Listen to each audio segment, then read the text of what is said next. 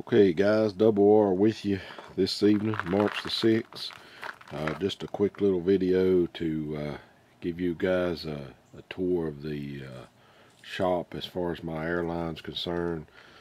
This is actually a little building that I actually called my shop, and it don't look like much, but this is where the compressor is housed. We've been on the side of a mountain here. Got a line buried from the basement of this little building over into the wall of the garage and goes up into the floor. So let me show you what we got. First of all, let me just say that this is not a how-to video as far as how to run your airlines. That's not what this is about, because this is just the way that I did it. There's hundreds of ways to do it, and this is just to give a fellow YouTuber some ideas on how he can do his. There's lots of different ways to do it. I'm not even sure that I've got this one set up right, although the results seem to be pretty good. Luckily, I'm not getting a lot of water out of it or anything. But this is just to share some things that I went through when I was doing it, and some of the ways that I found it was easy for me to do it for my shop. So with all that being said, let's get on with the video. Let's get back to the airline. I've got a little water separator. Hydraulic hose comes off, 3/4 hydraulic hose to a water separator, and then from there we got a 3/4 airline that runs all the way upstairs. Now that was already here, but when I added that addition onto the garage, I decided just to branch off of this setup, and I put a 3/4 ball valve there, and I put a Motor Guard M60 with I think it's half inch inlets on. I think that's the only size I could get, so I did have to reduce it down to half inch right there. And I got 2 unions there. That was the easiest way for me to do it, is to put those 2 unions, and that way if I ever need to take that whole piece out as one, I can. I have had some problems with that M60. I didn't realize that filter has to be changed daily, just about. I mean, there's no place for the moisture to go. So if you let that wet filter set in there, it will cause the coating to delaminate on the inside, and that's exactly what happened. So you have to stay on top of these filters.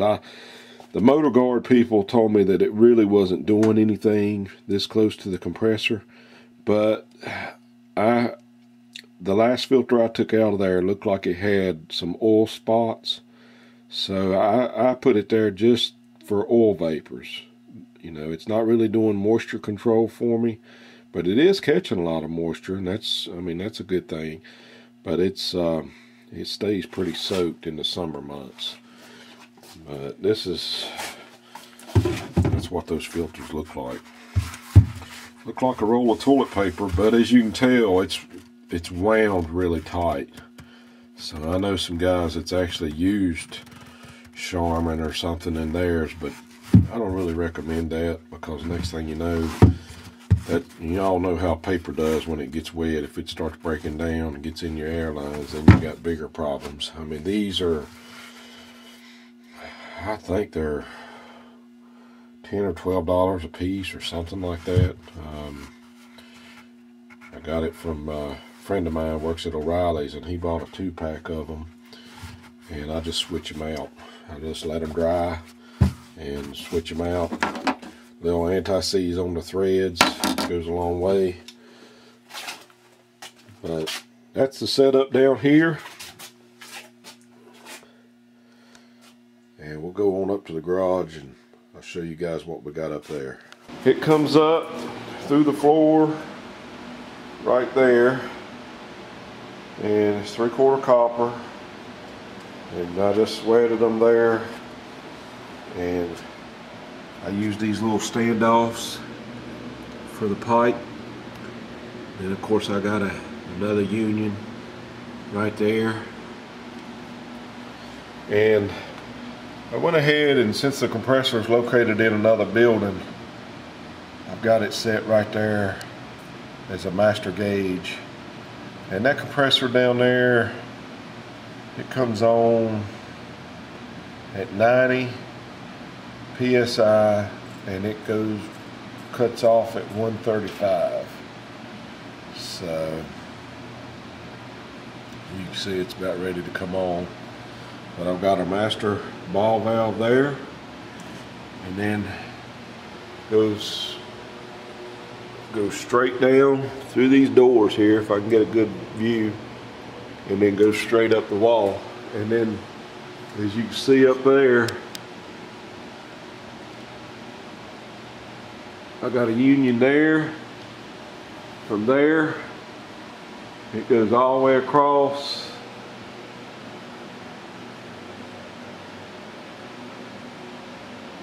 and drops down, and there's another union. The reason I got these unions in there is that's the way I soldered it. I had everything, I dry fitted everything and put them on. I had these spacers that you seen down here on the wall, dry fitted everything, marked everything with a Sharpie, as far as that way I know. I made 2 little reference marks on each fitting, and like this piece going across here, I soldered that all in one piece and hung it up. I actually had a helper, and we took that whole piece there and put it up and set it in them unions, and then I fastened it all down. It was just easier that way. The walls were already finished. I didn't want to have a torch up there, you know, within close proximity of the new sheetrock, so I just went ahead and utilized these. I did it in sections, really. So you see this section here all the way up to that first union. That's the first section I did, and then I did all the way over was my second section.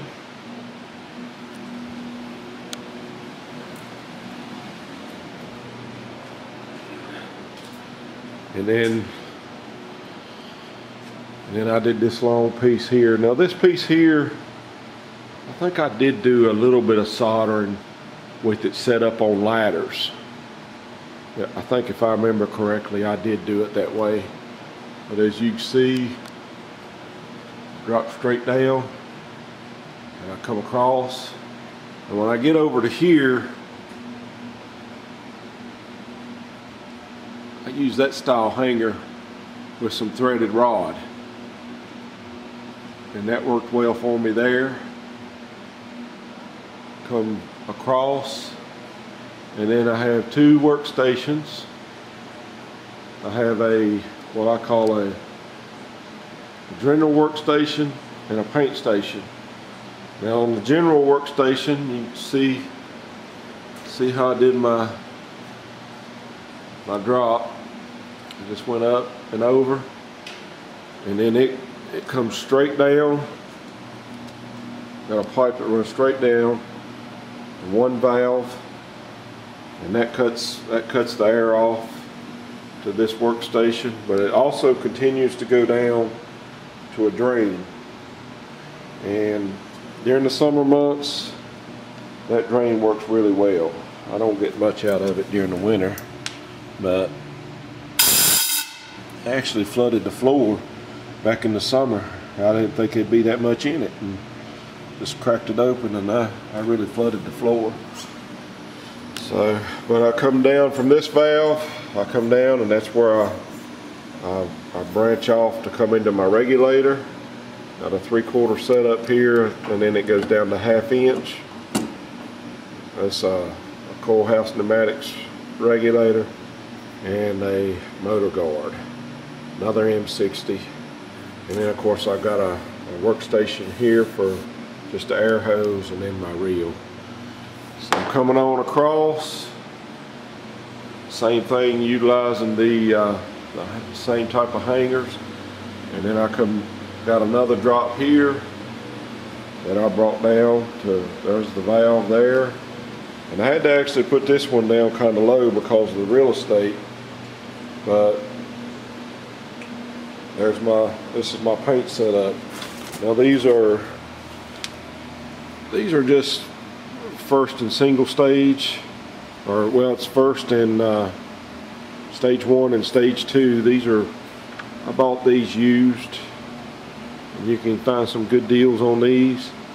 And then that's the Vilvis CT30 there, and it comes off with the regulator. So I put a T in it there because at one time I thought I might put another reel up here, but I don't think that's going to happen. So I've got one 25-foot hose and one 35-foot hose, and this has got the green dial. This also got the green, and the labels was getting worn down here, so I kind of wrote on Sharpie what everything takes. So, and one, like I said, I got these unions, so I could take this, if I had to, I could take this whole piece off as one unit if I had to separate it. Same thing over here. I could take, well, in this case it would be this whole piece here and this whole drain leg. So, but I could, if I had to, I could take all this off. So next thing what we do is I came straight over, and the switch is down to 1/2 inch here, and there's another ball valve, there's a T, and it goes down to another drain, just like, well, you can't see it, too much stuff in the way.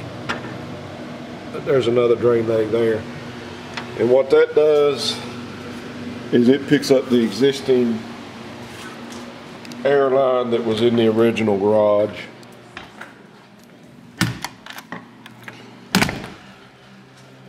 Comes in right here, 1/2 inch, and goes to another little regulator, water separator, and then from there I've got this 1/2 inch pipe off through this garage as well.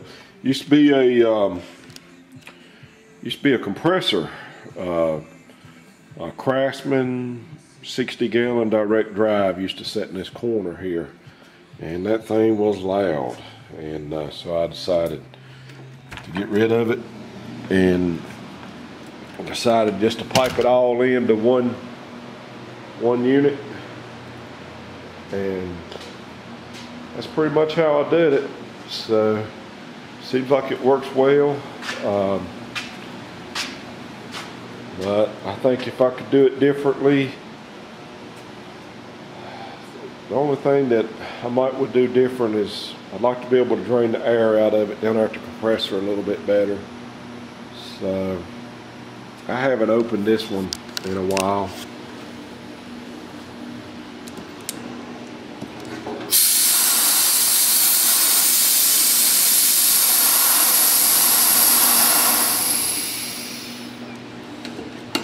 Put you guys on the stand, we'll open it and take a look.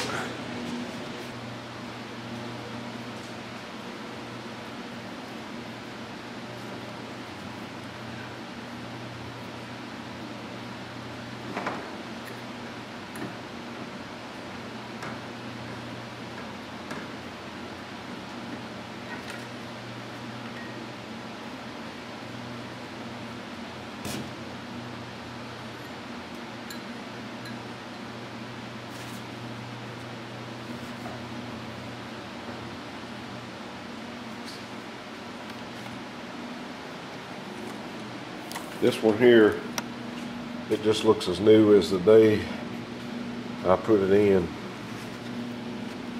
And I've used it quite a bit. You can see some traces of some water that's been in it. I mean, around here it's real humid in August, July and August, so I'll get a little bit of water out of it. But you can see that one, like I said, that one at the compressor, it catches a lot, and this drain works really well. So I'd recommend putting those drains in, but I mean, I didn't really think they'd work that well. But overall, I'm pretty happy with the way it turned out. I do recommend just dry fitting everything.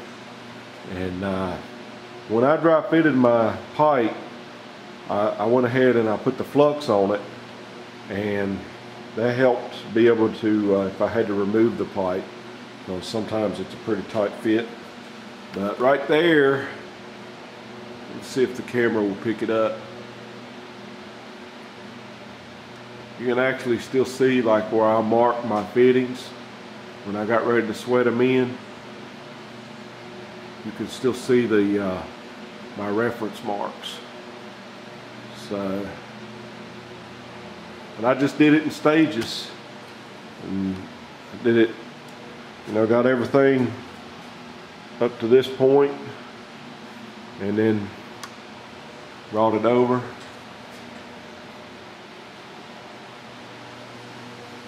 Really don't use the air in the other side that much, but there's times that I need it. So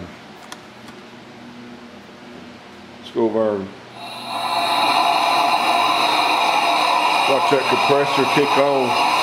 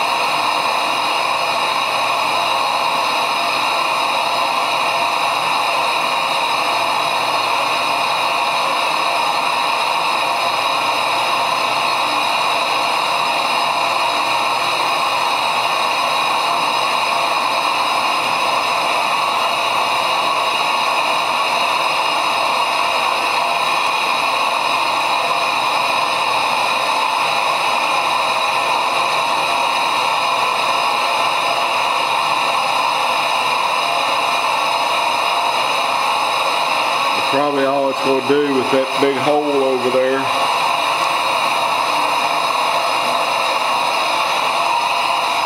Let's turn this off.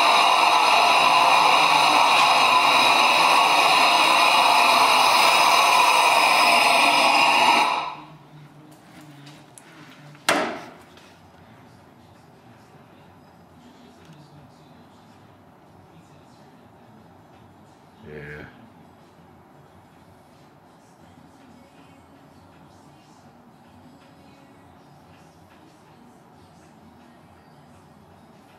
It's been a while since I watched this thing.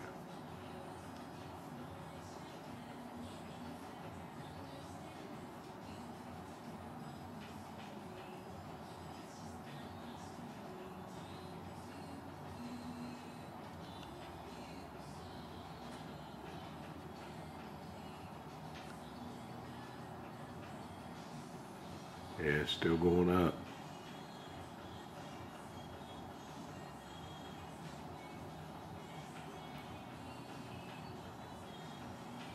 She'll cut off in just a minute.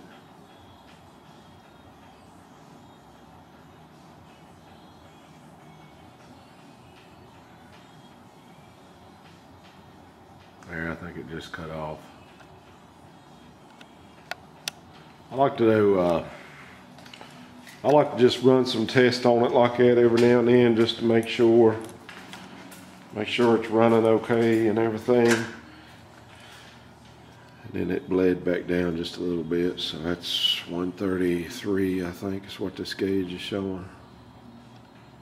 So it's pretty neat for it being down there and you don't really hear it, but The downside to that is you got to really keep an eye on it, because you don't want a problem to be going on and then you not know about it. So, but look out.